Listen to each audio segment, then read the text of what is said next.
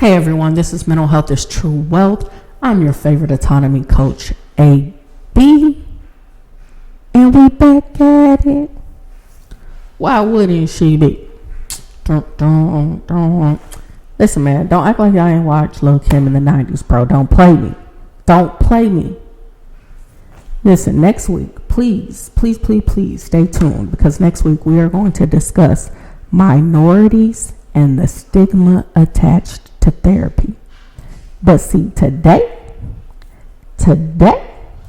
I just had to drop a quick video because I have witnessed a lot of men on various different social media outlets complaining about women. And to me, it's like, it's really reading lack of accountability. So this video is directed to my fellas. This is for y'all. But if you are masculine presenting and you want to be the head of your household, tune in, because I am going to be giving words of wisdom. Words of wisdom. Now, this does not apply to all men before I even get started. Please don't set my podcast on fire. This does not apply to every man, but I'm going to tell you, a hit dog will holler. I am addressing men or people who choose to be the leader in their relationship, but don't have the qualities or tools necessary to be in that position. We have all applied for a job that we know damn well we ain't had no business applying for. We was like, fuck it, I'm finna shoot my shot, boy. We out here like LeBron's on threes. I'm just saying. I literally was on Indeed one day, and I think it was like Carvana. They had like a position, asset protection manager, and it was like starting salary $150.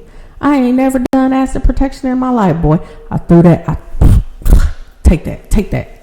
You gonna get this resume. So I'm not against it. I'm not against it. I'm all for it. But if you know that you have dressed that resume up like a black family on an Easter Sunday, if you know, you know, then you know damn well when you get in there and get the job, you need to immediately, I'm talking about immediately, get in there and do the work to figure out how to actually do the job before you lose the job. Some of y'all have lost your positions of leader as the household because you didn't get in there and learn what the job requirements were. I done stepped on some toes. Hold on, I'm gonna do it again though.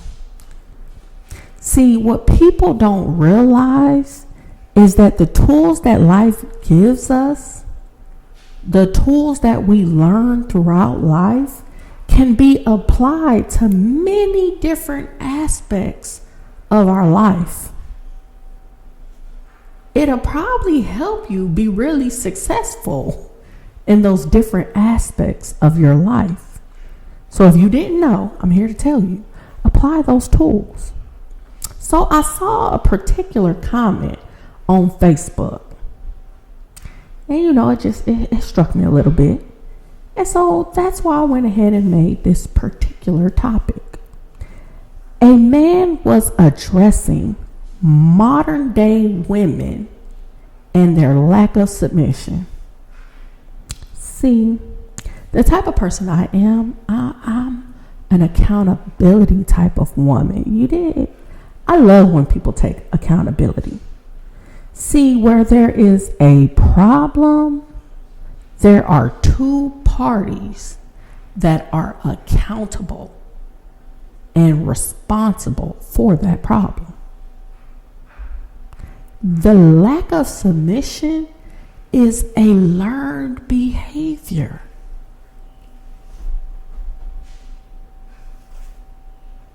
Let me say that again, just in case you missed it. The lack of submission is a learned behavior that I feel is trauma-based.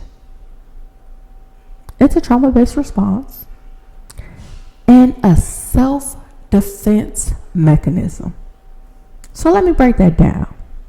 Women over the years have learned, whether through a direct experience or a witnessed experience, to not trust or submit to men because they have learned or saw that consequence for the submission.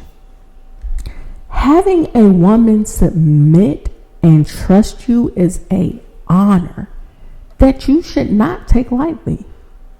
Trusting someone with your emotions, trusting somebody with your vulnerability, trusting somebody with your finances, trusting somebody with your mental status is a large task to ask of someone.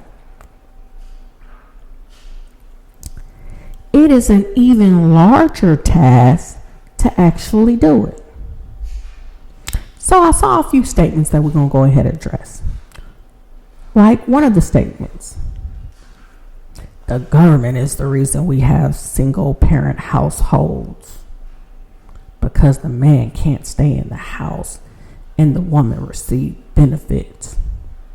I even saw a response that was like, single parent homes exist today because of modern day slavery, aka incarceration. I even saw one comment said, single parent homes exist because women are too independent. Okay, so let me go ahead and address that. One, if you understand psychological warfare and you believe the government is psychologically trying to influence the family to the point that they are separating it and creating a single parent household, what are you doing to combat that? All they did was present a choice. He stays there, he provides. Or he doesn't. Two, if you feel modern day slavery, aka incarceration, is the reason why single parent households exist, why did you take the risk to separate the family? Now hold on. I completely understand the concept of I did what I have to do to feed my family. I worked in one of the most violent prisons in the state of Georgia. And people could not understand how I walked about the compound with no issues. It was the way that I moved. See, when somebody presented a problem, because my name was T-Pain in the prison, right? So they'd be like, hey man, T-Pain. You know, when they presented a problem, I would explain to them, listen, I'm not judging you for being here because I hope the reason you are here is because you made the decision to feed your family. I ain't saying that that was the best decision, but I hope that you are here because you made the decision to feed your family. Now, all I'm asking of you is to respect me because this is the decision I have made to choose to feed my family. And that principle worked every single time because the concept rings true. So I get it. And my place is not a place of judgment. Okay? It's not. I also understand that not everybody incarcerated did it. I'm talking to the ones who did it. That's who I'm talking to. All right? So my question then becomes to you, what other choices did you seek to avoid that? I.e., did you go sign up for the military? Did you play ball? Did you try to get like some scholarships? Did you try to go to college? College ain't for everybody. Did you try to obtain a trade? Did you go and get your CDLs? These options that are out there.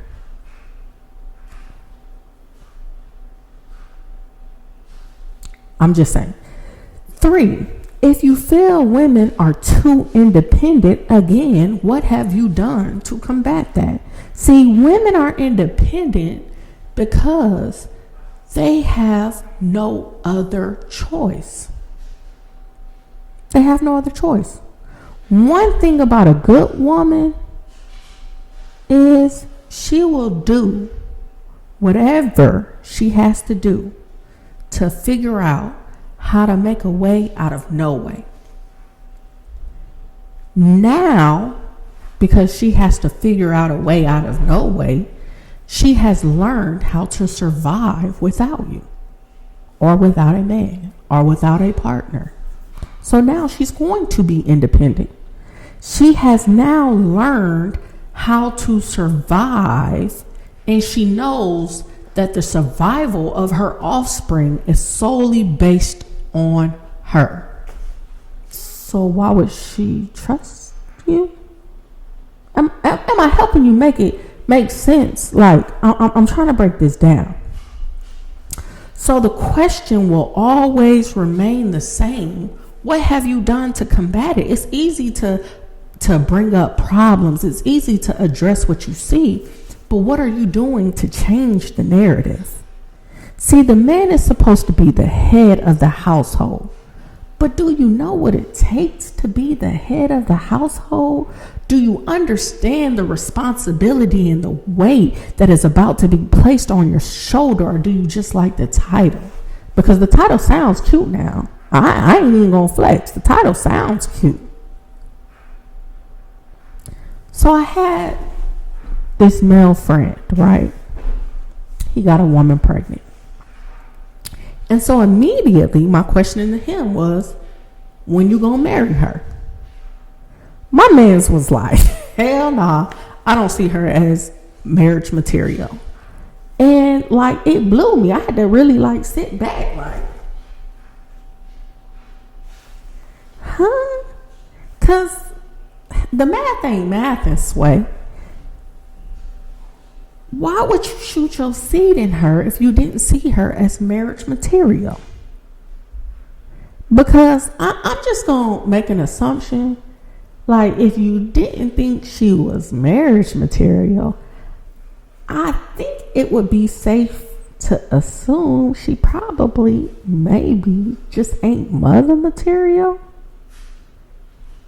Because, I mean, what made her not marriage material, right? So here we go, the creation of another single parent household. Now, if you're watching this, you know I love you, big dog. And this man is a great father, so I am not trying to take anything away from him. He is present, he is active, he is there for his children. So that in no means was a way to tear him down. What I am trying to do is to challenge our men to do more. I am trying to challenge them to see more of themselves than what they currently see. I am trying to challenge them to have a better insight. I am trying to challenge them to make better choices. That's it.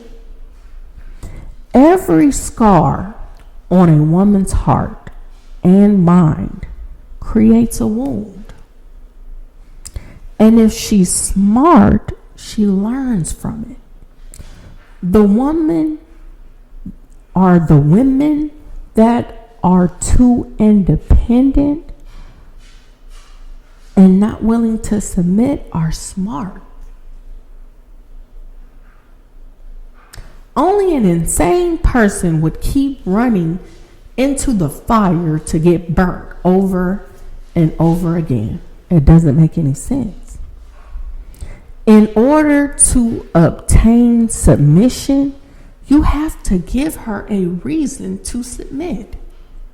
In order to obtain trust, you have to give her a reason to trust. In order to obtain a leadership role in your house, you have to lead and give her a reason to want to follow. Even a healed woman from all her past trauma needs proof that you are who you say you are and that you are going to do what you said you would do. Leadership is an action. It's not just a word. It requires work. So leadership looks like financial literacy. We're going to place this money here because this is going to happen when we place the money here. It's going to double or it's going to triple. And I did my research, and here it goes. Leadership looks like you showing her money management. We make this much. We're going to put this much on the side for a rainy day. We're going to spend this much on doing stuff that we like to do and traveling. Your account in the negative all the time, Sway. How you think she going to trust you?